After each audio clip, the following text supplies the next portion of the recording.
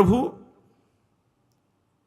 ये ऊंचे कुल में जन्म होना, जन्मैश्वर्य श्रुत स्त्री वीरेद मान मदः पुमान, ये सब अहंकार, कुछ नहीं है इसमें।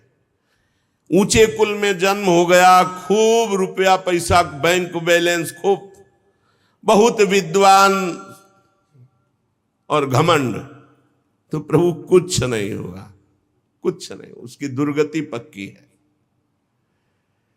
क्योंकि वो घमंड में आकर ऐसे पापाचरण करेगा, दुर्गति प्राप्त हो जाएगी।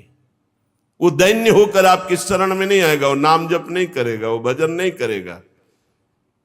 जिनको थोड़ा शरीर स्वस्थ है, ऐसे यत्किंचित धन है, संतों के प्रति उनकी भावना शास्त्र के प्रति या भगवान के प्रति नहीं होती।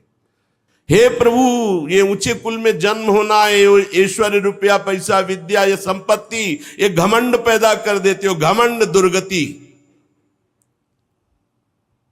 दुर्गति पक्की। प्रभु आप ऐसे घमंडियों को अपनी भक्ति, अपना नाम, अपना सत्संग छूने तक नहीं देते। यह भागियों को नहीं मिलता है, बड़े भाग्यशाली। संत समागम सम न लाभ कछुआन, उमा संत समागम सम न लाभ। इस सृष्टि में परम लाभ क्या?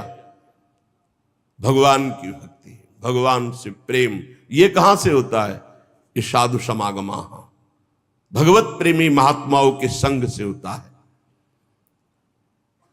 प्रभु आप उनको दर्शन देते हैं जो दैन्य होते हैं, जो अकिंचन होते हैं, जो निर्धन होते हैं। अब यहां निर्धन किसको कहते हैं? जिसका अहंकार भगवान के चरणों में समर्पित हो गया। देखो अम्बरीश जी चक्रवर्ती सम्राट है, पर न तप का अहंकार है, न भजन का अहंकार है, न राजा होने का अहंकार। हाथ जोड़े दुर्वासा जी के सामने खड़े, दुर्वासा जी कृत्या प्रकट कर रहे, एक कदम पीछे नहीं हट रहे, वैसे ही हाथ जोड़े खड़े। भगाया सुदर्शन चक्र ने, वैसे ही हाथ जोड़े खड़े। लौट के आए, वैसे ही हाथ जोड़े मिले। दैन्य, अकिंचन और निर्धन, सुनेरी मैंने निर्बल के बलराम। ये अपबल, तपबल, बाहुबल, दामबल, विद्याबल, ये सब भगवान से विमुख करने वाला होता है। आप निर्धनों के परम धन हैं। जिस पर आपका कृपा प्रसाद होता है, वो प्रपंच माया उसकी तरफ देख भी नहीं सकता। आप ऐसे भक्तों के हृदय में विहार करते हैं जो अकिंचन, दैन्य, आंसुओं से कपोल भींज रहे। प्रभु मैं कैसे रिझाऊं आपको, मेरे में तो कोई बल नहीं है। हे शांत स्वरूप, हे कैवल्य मोक्षाधिपति, हे श्री कृष्ण, मैं बार बार आपको नमस्कार करती हूं। मैं आपकी कृपा से जानती हूं कि आप कौन हैं। आप अनादि, अनंत, सर्वव्यापक, सबके नियंता, काल रूप, परम ईश्वर हैं। ये मैं अनुभव कर रही हूं। कुंती माता कह रहे हैं संसार के समस्त पदार्थ और प्राणी ये आपस में राग द्वेष करके विषमता के कारण परस्पर अशांत हो रहे, जल रहे, लड़ रहे, मर रहे। परंतु आप उस स्थिति में भी उनमें समान रूप से विराजमान रहकर निर्लेप रहते हैं। भगवान आप जब मनुष्यों की सी लीला करते हैं तो कौन ऐसा है जो आपको जान सके? आप क्या करना चाहते हैं कोई नहीं जानता। और मैं आपकी कृपा से जानती हूं कि आपका कभी कोई ना प्रिय है और ना अप्रिय है। पर जो आपको प्यार करते हैं आप उनसे, ये था माम प्रपद्यन्ते तास तथैव भजाम्यहम्। ना भगवान का कोई प्रिय है ना अप्रिय है।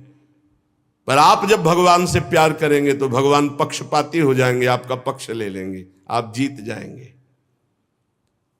लोगों की ही बुद्धि आपके प्रति विषम होती रहती है। हम अपनी बुद्धि का इतना सम्मान करते हैं कि शास्त्र, संत, गुरुदेव और भगवान तक के विधान में हम ये निर्णय कर देते हैं उन्होंने ठीक नहीं कहा। ये विषम बुद्धि संसारी पुरुषों की हुआ करती है। आपकी कृपा प्रसाद से मैं आपको जानती हूं। क्या आप विश्वात्मा हैं, आप विश्व रूप हैं। आप ना कभी जन्म लेते हैं और ना आपका कोई कर्म होता है, फिर भी आप जन्म लेते हैं और कर्म करते हैं। पशु पक्षी मनुष्य ऋषि जलचर किसी भी रूप में आप प्रकट हो सकते हैं, ये आपकी लीला है। बचपन में आपने जब दूध की मटकी फोड़कर यशोदा मैया को खिजा दिया तो उन्होंने आपको बांधने के लिए हाथ में रस्सी ली। उस समय आप जो भयभीत होकर आंखों में आंसू और काजल कपोलों में ऐसे मल रहे थे, वो सब देख देख करके मुझे बड़ा आश्चर्य हो रहा है। मैं मोहित हो रही हूं। अब भी मेरे नेत्रों के सामने वो झांकी है, मैया के हाथ में छड़ी है। आज से ऐसा करेगा? आप ऐसे ऐसे कर रहे हैं, काजल पूरा नेत्रों में, और भयभीत दृष्टि से मैया की तरफ देख रहे। मुझे आज भी बड़ा आश्चर्य हो रहा है। मुख झुका हुआ, नेत्र मैया की तरफ, भय से युक्त।